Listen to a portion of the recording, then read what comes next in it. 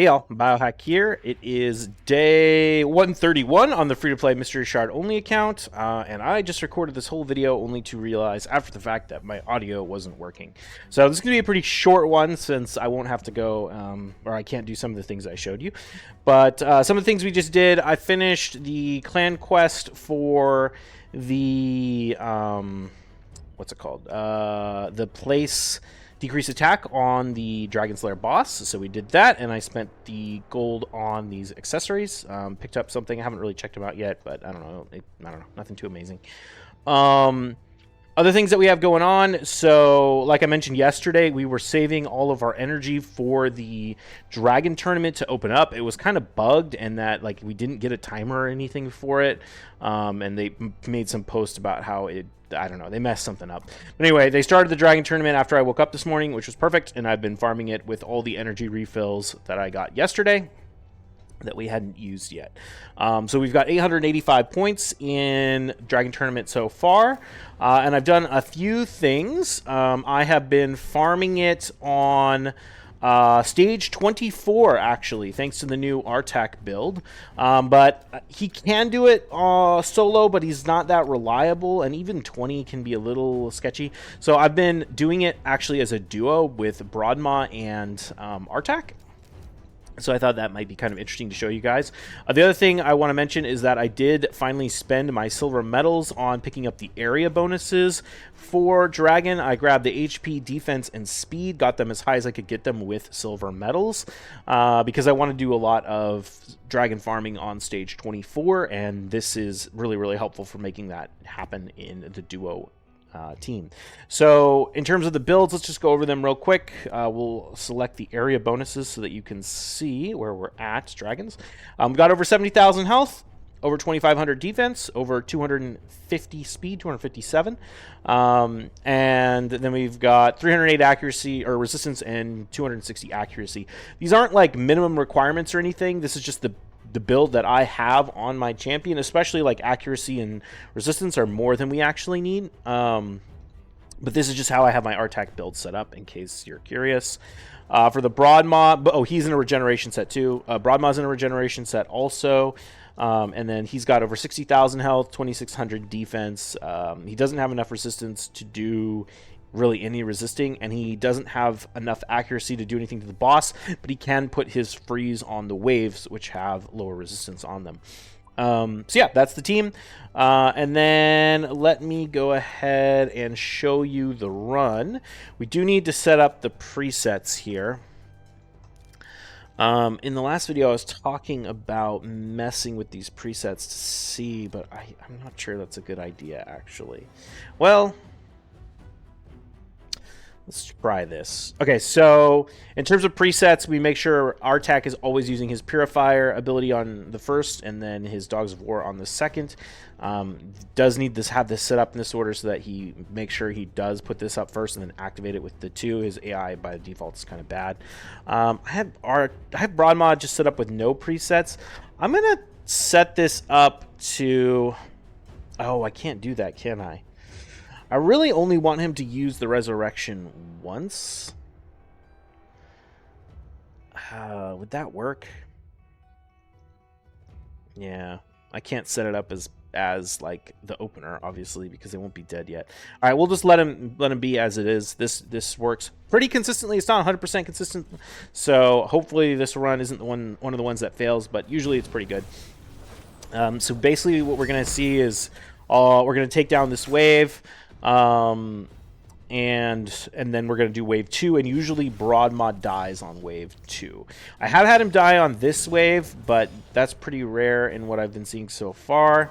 And I'm starting to realize that Broadmaw is really good as like one of these duo champions, in particular because he revives the allies with this block damage debuff, and then you'll see that all the enemies target these allies that have the block damage, and this allows them... it didn't happen too much on this fight. I think we froze one or something. But this allows them to basically just eat up. You see it, there it is. Eat so many attacks from the waves that then don't hit our champions, which is really, really nice, actually. So we're going to get through this wave, and then we'll see what happens on wave 2. Yeah, he just uses revive right there, which is not ideal. Honestly, if we had more resistance, I think it would actually be okay. You'll see what happens here in a second. We're going to get to the boss. Okay, so he's going to revive, and then we have everyone up. Come on. This run's being a little slower than normal, it seems. Okay, there we go. So we're getting to wave 2, and then this is what usually happens where Broadmaw dies.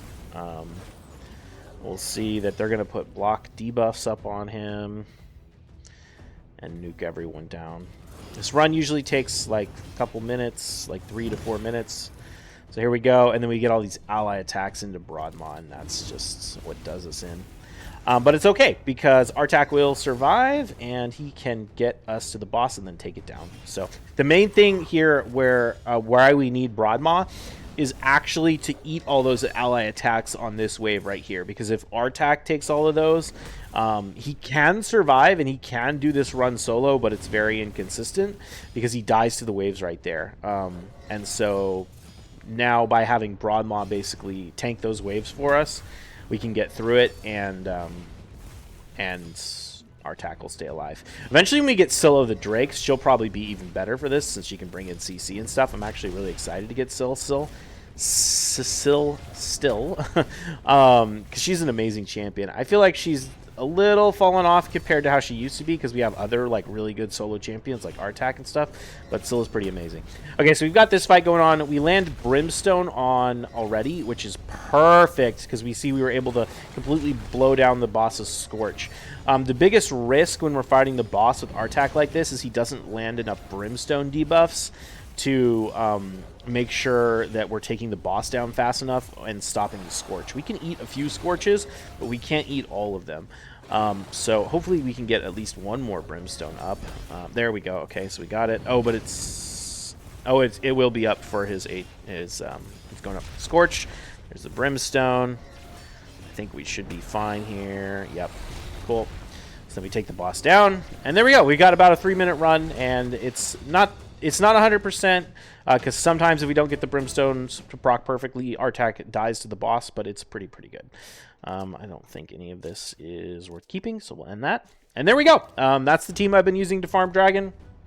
We will keep farming that throughout the night. We need to make sure that we finish our Dungeon Divers event. I think I'm like 600 points away. I'm getting pretty close. Yeah, about 600 points away.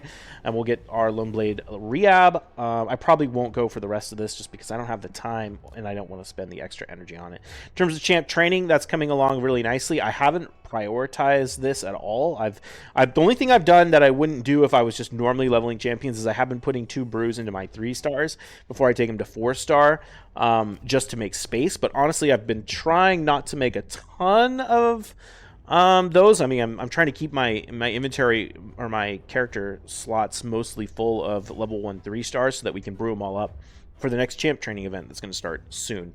But yeah, things are going great on that front. Just been doing stuff like this, leveling up a bunch of things, and it's going really well. So yeah, that's the main thing tonight, is that we need to finish the Dungeon Divers, and then I'm a little bit torn still on whether or not we try and push to get this legendary book from the champ training. We've got 1 day and 12 hours, so it'll depend a little bit on where I'm at the end of this cycle. But we might just try and go for legendary book because it is relatively cheap, and we do have a lot of stuff ready to go to do it, so it's probably worth it to try and pick it up, because we still got even more 3-stars here. I don't think we're gonna have any problem with champ training. So yeah, that's where we're at. I'm really impressed. Other things that have happened: clan vs clan finished.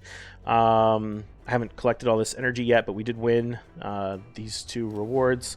Nothing too crazy. I think it was like a Shadowkin blood shield. I also got top chest in normal Hydra again. I'll show you my presets real quick. Nothing too crazy. The main ones, Artak's doing his thing. Arbiter, I have her set up to use her Destiny's Call as the opener. This is so that it'll be back around as quickly as possible after the boss nukes. I've just been setting this up, pressing auto and letting it run until it gets the damage done. I have not even been looking at the screen or manualing it or doing anything at all. And I only had to run it twice to get the top chest. We did, what did we do? 9.9 million damage. So yeah, that's taken care of for the week. Happy about that. Haven't put a lot of priority into Hydra yet, but it's definitely on my mind. Other things that we have going on, Phantom Shogun's Grove opened up today. Haven't tried this yet. I do have some strategies I want to try and do it with it, but I need to actually make those happen before I decide to actually make videos on it. But yeah, keep an eye out for that, and I'll see if I can get anything working and do some interesting stuff. What else? I think that's pretty much it. We also know that the faction crypts for Sylvan Watchers is coming soon, so I do need to level up some of the rares I have for that. But I think we have a little bit of time, and I want to focus on getting the current champ training events done first. We have the Summon Rush opening up in 7 hours 30 minutes, but I will probably do this tomorrow. We need to pull a few shards to get that done, and I'll do that for tomorrow's video.